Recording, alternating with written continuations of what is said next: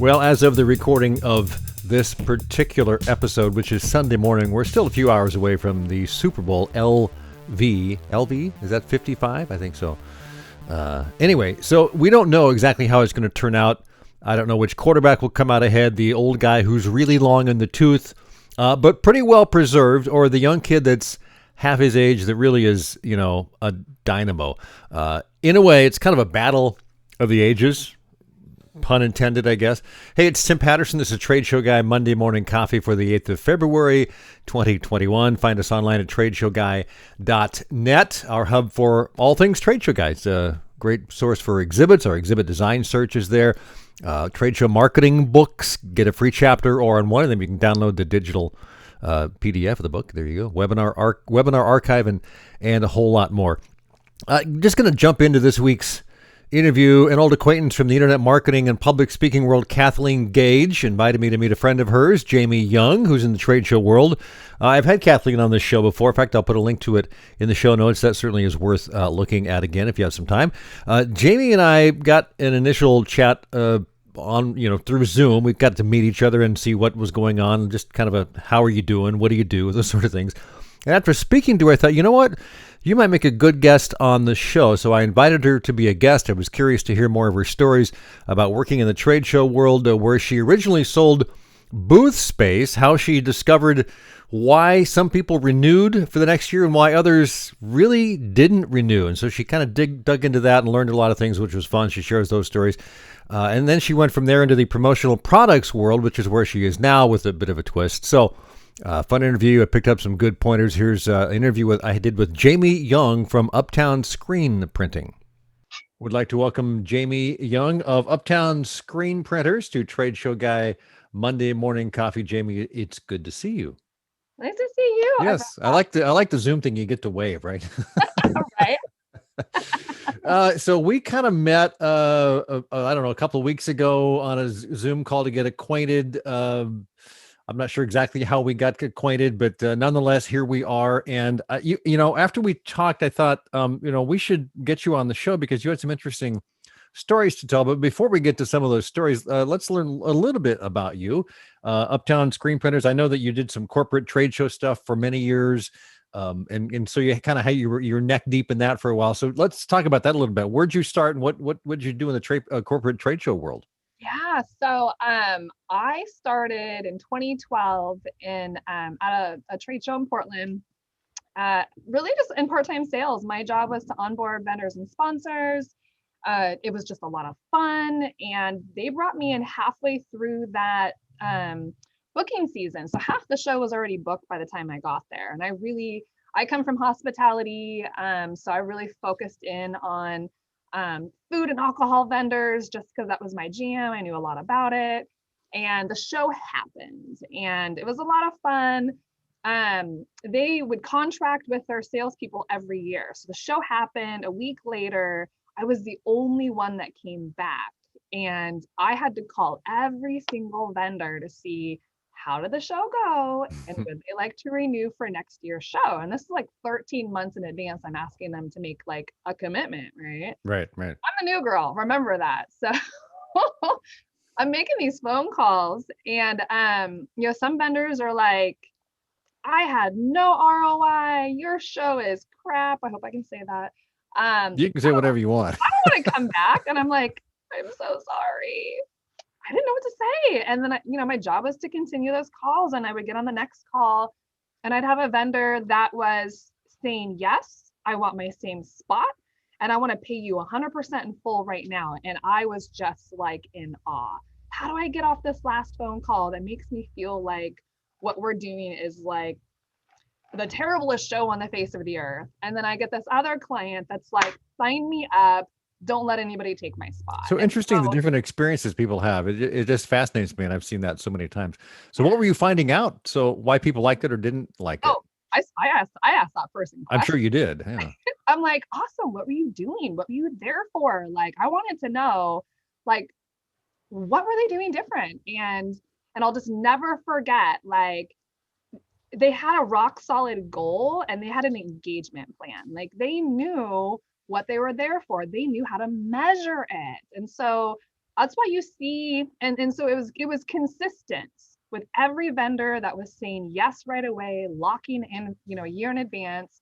They all had engagement plans. That's why you see spin wheels and games and things that attract people to booths, because it's usually the most boring person in the show that has that, right? Because unless you're selling like fun, like jewelry or fashion, like the products itself that bring the excitement. But if you are, kind of a boring trade show vendor, you got to have a fun activity.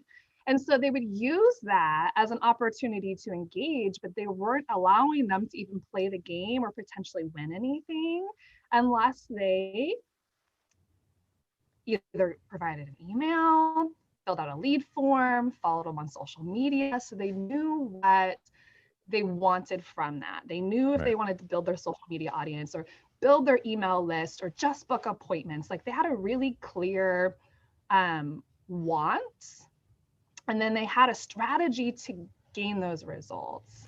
Let me stop there, because you point out something which I think is I learned fairly early on in this industry, and that is so many people go to trade shows, especially in the older days. They just, you show up, you do a booth, people come by, they buy stuff, but then things changed, and it was like, oh, we got to do something else. What do we do? And I've always thought you've got to give people something to do in the booth, whether, you talk about sign up for social media, some sort of engagement, whether it's a hands-on activity or they're filling out a form or they're answering a survey. But I think the second part of that, which I think is even more critical, is that the groups you talked to that succeeded went into the show with an idea of what they wanted out of it. They might have had a top goal, they might have had a secondary goal, a third goal. And so that seems to be what you really found out was successful. So how'd that play out? Oh my goodness. I literally, the very next phone call that somebody said, we had fun. Haven't seen anything from it. I would then ask, what were you there for? What were your goals? And they would all say brand awareness. Mm-hmm. And I would always follow up the question, how are you measuring that? Right. And because it's a vague term. I agree. It stumped them. Yeah. And the minute I knew that I stumped them, I shared the story of the successful vendors. And I said, well, here are some vendors that were seeing great successes.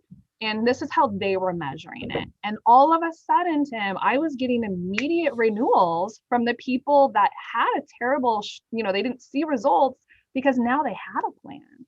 Now they saw the secret for success and they wanted it. Or at least they had a path to it and realized that, if you actually spend some time thinking about what you want and put a plan together. Yeah, exactly. Yeah. Like choose what you want. Do you want emails? Do you want to build your social media audience, or do you want to book appointments? Because once you narrow that down, then you are creating that opportunity.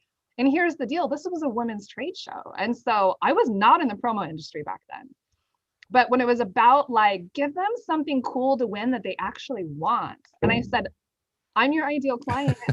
I'm 35 and I'm female, and you're here for women like me. Right. And I would make suggestions on what I would want to roll around in my purse. And I said, here's the deal. I would literally tell them, give me a pocket mirror, give me a cool lip balm ball, not the cheesy ones everybody else gives out. Give me a purse hook. And I would just throw ideas out there to stay top of mind. And this just went on for years, for 6 years. So at some point you transitioned into the Uptown screen printing, which, the other thing that I mentioned when we initially talked was that there's a lot of people in that space, as there are in the trade show exhibit space. But so you've got to differentiate yourself. You've got to stand out in some fashion. So when did that company start, and what kind of approach do you take to kind of, differentiate yourself? Well, let's take a little step back. Is my mother-in-law was a promotional products distributor for 25 years. And she was always elbowing me to get in the business. She's like, you're on a trade show. You'd be so good at it. She was always elbowing me to get in. And I was like, nope, I love my job. My cup is full. I had a new baby at home. And then in January 2018, she drugged me to a supplier trade show. And within 30 seconds, I knew I was getting in the business, because the first vendor would be a vendor for trade show banners and tablecloths, and the next one was event giveaways. And I'm like, I'm already doing this. So, Right. oh my goodness, hold on one second. My assistant's getting here, and I gotta open the door. We may have to edit this out. We may not. I don't know. We'll see what happens. I don't think I've ever had someone actually walk off the screen here during an interview. Okay. Oh, so she's back quickly. Like I was saying, you probably didn't hear, but I may or may not edit that out. Who knows? Right? So anyways, I went home and I had to come up with a business name, right? And I was dealing with, I knew a lot of female business owners. I really thought I was only going to serve in the space of women in business when it came to promotional products. And so my business name was Atta Girl Promotions. It was pink and black. It was very, very, very female forward. And within 6 months, I realized I really kind of looked at my client list. Half my clients were male. Mm-hmm. And I began to realize how many businesses are not doing business with me because I'm so female forward. And so I ended up going through a rebrand, and that will actually come up in a minute, because I continued with Atta Girl Promotions. I became very well networked. At the 1 year mark, I had to actually quit my full-time job. Because you were so busy, right? Because yeah, I gave myself permission to be a promotional products distributor full-time once I replaced that income. Right. But the truth is, I loved my job and I loved my clients. And so I went to my boss and I said, so I don't want to quit, but I just can't be responsible for day-to-day duties anymore. And what we actually came up with is that he would switch me to an independent contractor. I hired an assistant to do kind of basic administrative stuff like emails and more of the customer service stuff. And I actually brought them. So we did that for a couple of years, actually. So I still was very much involved in that trade show. I was just no longer an employee. So that allowed me to focus on selling promotional products full time, but I still got to have the fun of the trade show and still talk to my big clients, because I brought on big sponsors like Chevy, and just, I worked really hard for that. Yeah. And I didn't want to say goodbye to all of it. I was actually supposed to buy the show this year, and then the bottom fell out of the entire market. Yes. So that raises another question. What kind of things did you do in 2020 that, a lot of us had to scramble and do different things to make ends meet? No one's buying too many trade show booths right now. So a lot of the vendors I work with are making the barriers and private rooms and things like that. So what kind of things did you look at to do, and how did you kind of find your footing in all of that? Yeah. So, it was 2019. I actually rebranded as Jamie Young Swag and Strategy, because I'm actually going to circle back to what made me different in the promotional products industry. Is you and I both know, if you go to search promo online, there are incredible just websites that are like $50,000-$60,000 a month. You can buy promo products quick and cheap. Right? Yes, you can. And there are a bunch of them that do it, and they're giving you 20% discounts for whatever. Yeah, exactly. I could not compete with that. No, you can't. So, the way I was different is when my clients were calling me, I would start asking those tough questions that I knew from trade shows. Like, why do you want the product? Who's your ideal client? What's your budget? And then we would take all that information and then go find the right product. And so word got out. I started getting recommended a lot. Jamie, she does strategy and swag, and the strategy thing kept coming up. And so I was really known in our community for the swag and strategy. So how do you define strategy when you talk about that, and when you approach a client? What kind of things come up in that conversation? How do you find the thing that, or the assortment of things that work for them? How do you uncover that?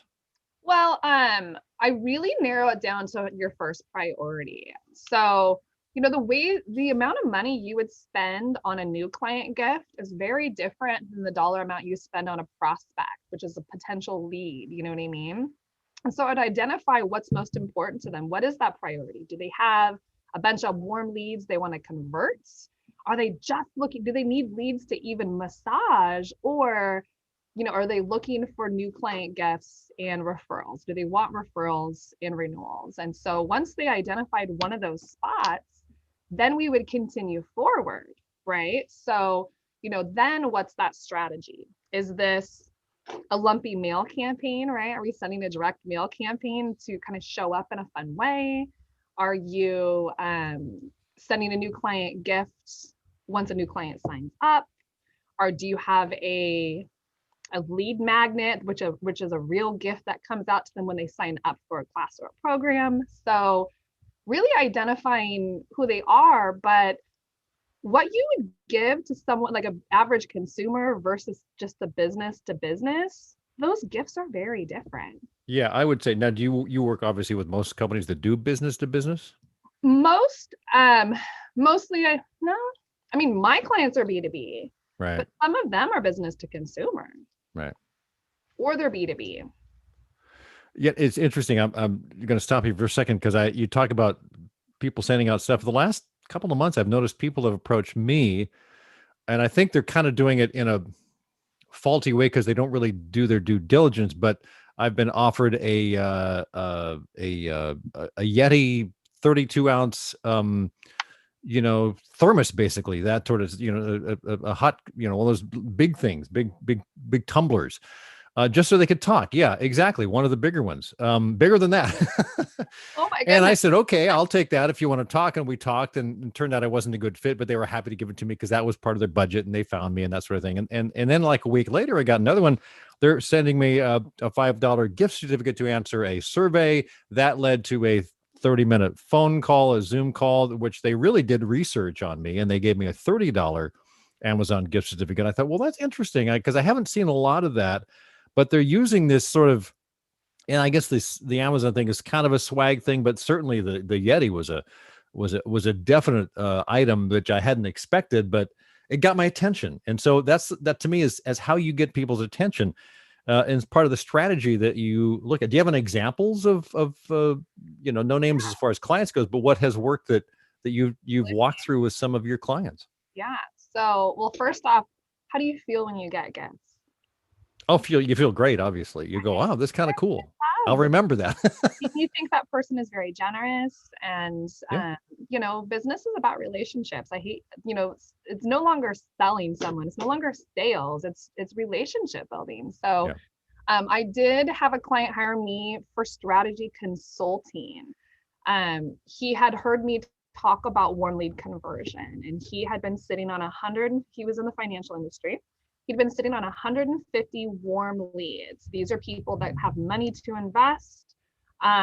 They expressed a ton of interest. At this point, they've gone through financial analysis. They've had the sit downs, but they weren't making a commitment and they weren't saying yes. And so what we did is we put together, because this was in May or June. So we were still like kind of in lockdown. Yeah. So we put together this direct mail campaign for him to identify the top 20 prospects out of that 150. Like, who are the top 20 that you feel are so close to yes, They're right? almost over the edge, but Yeah, not. they have one foot over that fence, and for whatever reason they just haven't said yes. And so he identified those top 20. In this particular client had some branded promotional products already under his belt. Like, when people hire me, I'm not just looking to try to sell them something. What do they already have? And Right. so he already had some mugs with the branding on it, and he stuffed it with some goodies. And I said, I want you to include a handwritten note in there. And what I want this note to say is, I just wanted to check in on you and your family, see how you're doing, and I'm here to support you. It was just a real friendly, check-in. There was nothing salesy about it. No pressure. Yeah. And 2 weeks later, he called me and he said, one of the biggest leads that I really wanted just came on. And I just thanked him. I said, not a lot of people go out of their way to thank someone when something is good or when Right. something works. You know what I mean? And it was so wonderful, because me actually providing myself for strategy consulting, that was new for me back then. Right. Everybody wanted to have these conversations with me, and I had time during the pandemic.